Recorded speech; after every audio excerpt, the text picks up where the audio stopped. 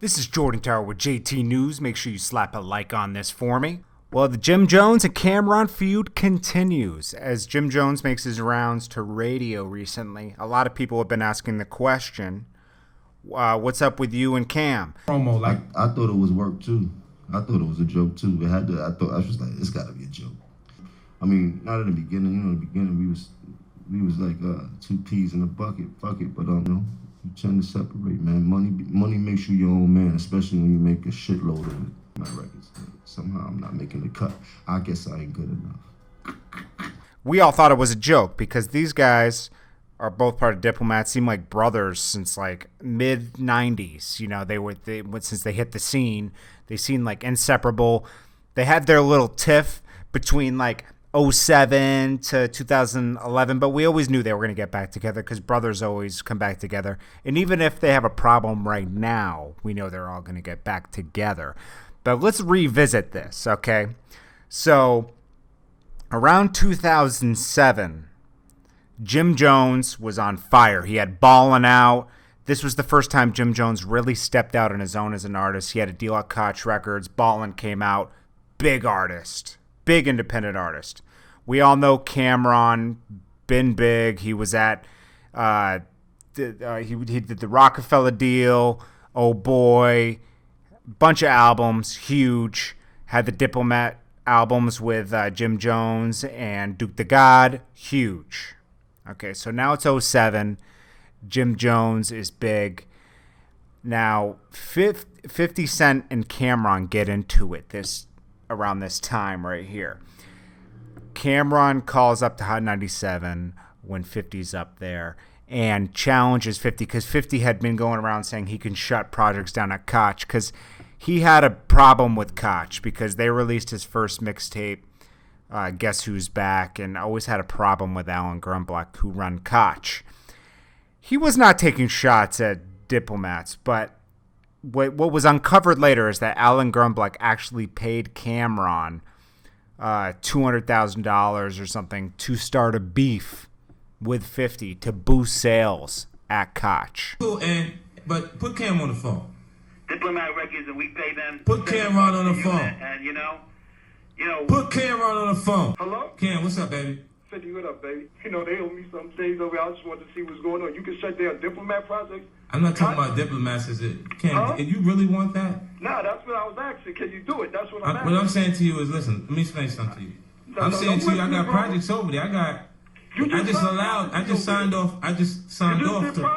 Right. What I'm trying to explain to you, you talk about you content the graveyard, you just let your man. It is a graveyard. If you got, listen, let me tell you something. Look, if you got, now check this out. Look, initially, see, you get ready to turn it into something else. Check this out. What is you talking about? Curtis. Yo, Curtis, how much did Mob Deep sell this year? You're not going to be, you get ready to cause a whole different situation. It's good to go into competition. I'm not going to stop competing. But we didn't know this at the time. We thought that Cameron was just calling up, starting a problem with 50. He called up to Hot 97 and said, oh, you think you can shut projects down over here? Blah, blah, blah. You can't shut anything down then. Then he started coming at 50 saying, Jim Jones is selling more than your artist. He's selling more than Lloyd Banks, blah, blah, blah. And it turned into that whole beef. They went back and forth on records, blah, blah, blah. Then it was revealed by Cameron at the Breakfast Club about 2 years ago that Jim Jones had brought this idea up to Cameron, like, hey, let's have a beef with each other and it'll be good for promo. And Cameron said, I wasn't with it. When all that was going on, because it was a time, Jim, we were sitting, we always strategized and stuff. And there was a time he was in my kitchen. Yo, why would we act like we had beef? You're going to confuse the fans. He's like, nah, we could do this. And I'm like, I ain't really with all that. The problem, and he just was like, yeah, F Cam and this, that, and the third, and he got all time. And I'm like, oh, he's really following through with this. Yeah, Jim, Joel, same thing. He just basically was like, me and Jim started speaking. They started hanging out. So, that talk started. So he's like, y'all went out my deal. But when he had the beef with 50, Jim Jones and Joel's removed themselves from the beef. And they kind of sided with 50, like they would make appearances with 50. They didn't really have Cameron's back. Usually when you have a beef, it's like your whole clique has a beef with that person. But Jim and Joel's stayed away from it, didn't do any diss records towards 50, and actually still hung out with 50, appeared with him publicly, which made it like they were taking a stance against Cameron, because they said they weren't on board with Cameron dissing 50. Now, in Cameron's mind, he's like, oh, he's really going forward with this little plan for marketing to have us have a beef with each other.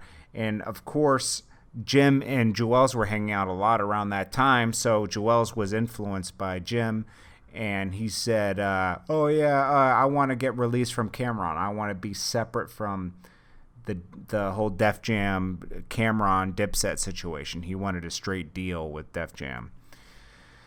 So that was a whole problem that happened then. Now let's catch up to recently. So a couple of years ago, about 4 or 5 years ago, they all made up, and Dipset, was kind of like all made up, and they put those differences behind them. But I think in Cameron's head, he was always like, I don't know, man. I don't know about Jim, because he's I don't know what he's going to do. Like he said he was going to do this beef. I wasn't on board with it, and he did it anyways. So the trust has kind of gone, and he doesn't really blame Joel's for it, because Joel's is kind of like the younger brother influenced, So I guess like a few months ago, Jim tweeted out, Dipset, Diplomatic Immunity, 13th anniversary, tell Cameron to unblock me. And then Cameron responded saying, oh, if you keep asking, the next person who asks me to unblock Jim is going to get blocked. And then Jim kind of took offense to that, but he thought he was playing. But then recently, a song came out with Cameron and Joel's called Oh Yeah, and Jim came out and said, wow, I was supposed to be on that. I got removed. Is this real? Like, Cameron really has a problem with me? And then Cameron responded comically, people get taken off of songs every day, B. You'll be all right. And that was funny. But now Jim Jones is making these rounds, and he's kind of confirming that this is real. I had no idea. I to tell you the truth, I'm not even going to start. But to tell you the truth, somebody called me, talking to me about the record. And it was like, man, he took your verse off that record. Because I didn't hear the record. I just thought it was a Jewels and Killer record. Respect, that's Dipset all day. But, then I was like, what? I mean, somebody pull a record up. You hear what record this is. And lo and behold, it was a record that I had jumped on.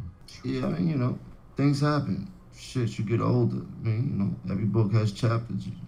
This one book you can't go back and read the last chapter. I mean, I don't know if this is it, but I ain't tripping. You dig? I ain't gonna go through all the back and forth and keep doing all these interviews, and people keep asking me about Dipset and when is it the next Diplomat album, or why don't you put a song out, and brothers grow apart, they fight, and this is real. We're really not getting along now, and I don't think we'll ever be good again. Cameron's a comedian. I'm not with the comedian crap, blah, blah, blah. So this is looking like a real problem here.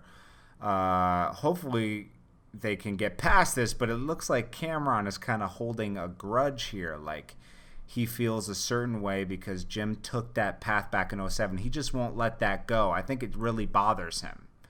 I think he was making amends because, everybody wants it for the fans, because the fans want to see Dipset back together. But Jim Jones is sick of people asking him about diplomats when he can't give a real answer, because him and Cameron aren't really getting along. So he's claiming he's been trying to patch this up for all these years, acting like everything's good and everything's not good.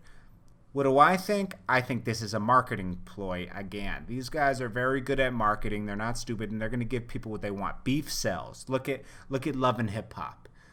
That's beef sells. Period. So I think they're just playing us, which not in a bad way. They're just playing into the whole thing that people love beef more than ever nowadays. They like problems, and they're creating some problems for the fans to buy into. I don't buy it. I mean, I'm a fan of all of these guys individually.